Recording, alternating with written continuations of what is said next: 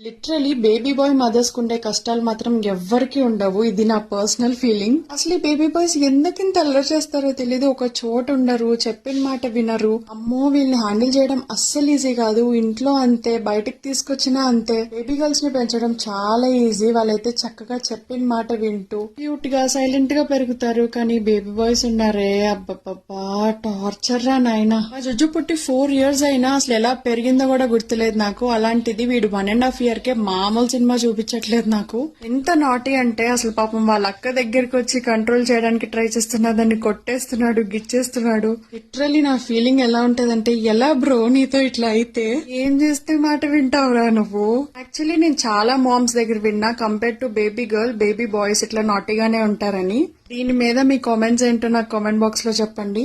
And don't forget to subscribe. Bye.